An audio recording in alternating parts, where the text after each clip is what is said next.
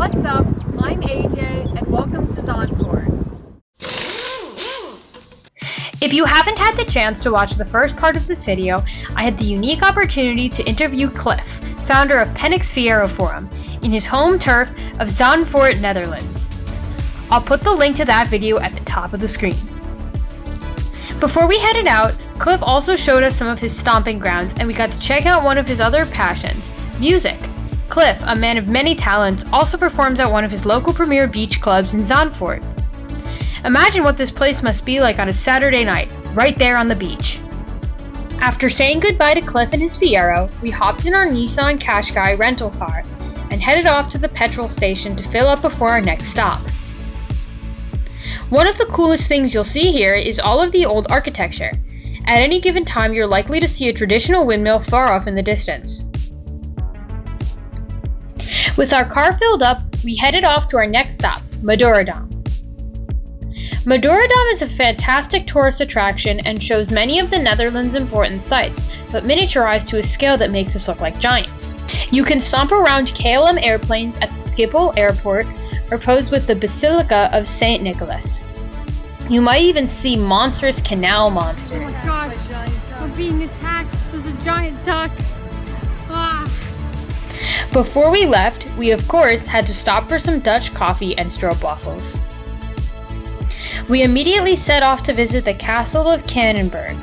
This is a very old castle from the early 16th century, located in the town of Vaassen, which is where my grandfather is from. This castle has a special place in my family and even hosts a bronze statue in its front yard which was sculpted by my aunt. I even discovered a long-lost relative. Before we left, I of course had to check out the parking lot. I found a really cool-looking Peugeot hatchback, which honestly looks a lot like the 1970s AMC Gremlin. We also saw a really cool-looking Citroën Cactus, which has these cool little side panels. My dad would not stop talking about this car and is convinced that he's going to get one back home in the States. Apparently, they sell an off-road version. Finally, we finished up the night at a very special place. We had a light dinner at a bar where my grandfather and his brother used to hang out on Friday nights more than 60 years ago. We had bitterballen, smoked salmon, cheese, and of course, more cheese. I couldn't help but wonder what a young Opa and his brothers were like back in the day. Before calling it a night, we had some more Dutch coffee and stroopwafels. The next morning, we arrived in Amsterdam and decided to spend a day in the city. We visited the Anne Frank House and the Rijksmuseum, where we found this very cool library that I couldn't pry my dad away from. After that, we of course had to visit the Amsterdam Cheese Museum, where we ate both aged and fresh Gouda cheese. On the way to the next stop, we even saw Doc Brown from Back to the Future. No idea what he was up to, but figured it was probably important. Next, we stopped by yet another cheese shop, because I needed more cheese. And then we stopped for more coffee and stroopwafels. As we walked through the city, we came across several really unique cars that we don't often see in the United States, including a pair of nearly identical cars, one by Citroën and one by Peugeot. We even saw a Volkswagen bus. We had a quick lunch at a local restaurant which, by the way, was several hundreds of years old. And then made our way back to the main waterway where I spotted an enormous set of escalators. Unable to ignore my curiosity, I hopped on the escalators and took them down as they disappeared into the depths of Amsterdam. What we discovered at the bottom of the escalators was something unlike anything I had ever seen before. Beneath the city was an enormous underground bicycle parking garage. There were rows and rows and rows of personally owned bicycles that people had brought in from out of the city for a day at the office in Amsterdam.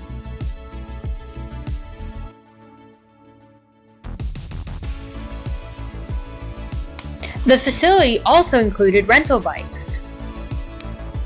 The underground facility was even equipped with a bicycle store and repair shop. After exploring for a little bit, We made our way out of the parking garage and back up the escalator. And then we stopped for more Dutch coffee and stroopwafels. Before we headed out, I checked out a few more buildings and a few more cool cars. It was starting to get late, and I had an important dinner date with my extended family. My uncle, who owns several dealerships, picked me up in the newest BMW M7 model. Every part of the car is somehow computer controlled, with nearly every flat surface of the vehicle functioning as some sort of control panel. It even has self-closing and self-opening doors that sense when there's an obstruction.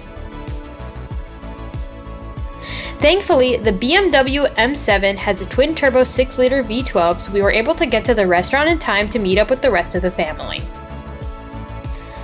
This was to be a very special occasion.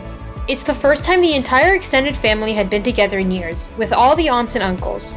We had a traditional Rijstafel dinner, which consists of various Indonesian dishes that are to die for. We finished up the night with more Dutch coffee and stroopwafels and made our way to Apeldoorn, where we stayed at the famous Bilderberg Hotel de Keizerskroon, where my aunt has another statue that she sculpted by the front entrance. The next morning, we visited the old Catholic church that my opa used to go to when he was a little kid, and even visited the gravesite of the many family members that came before me. We then stopped for some Dutch coffee and stroopwafels. Today would be a very special day for me.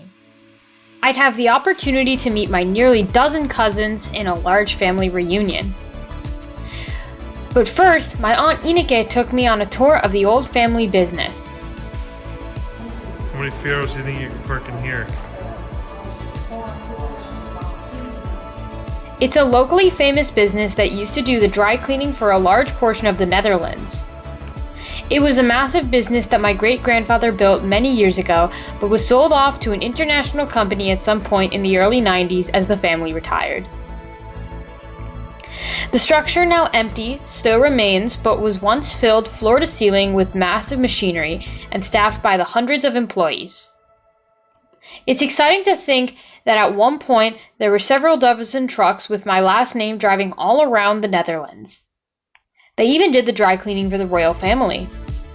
I'll show more of the structure in a separate video, but the most important part of this factory is the original structure that my great-grandfather built in the 1800s. It still stands in the middle of the much larger structure.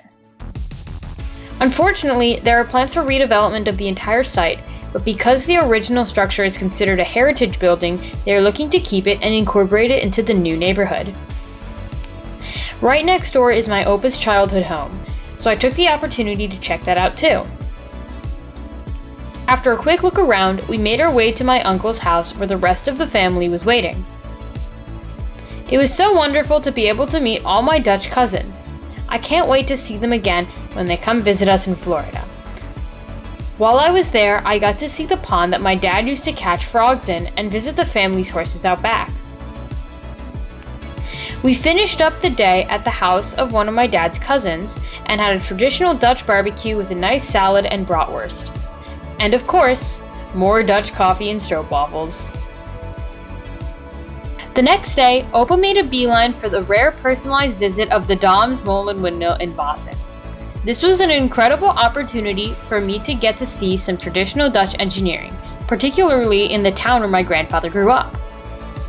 Every floor of the windmill serves a different purpose, with every windmill serving a different purpose entirely.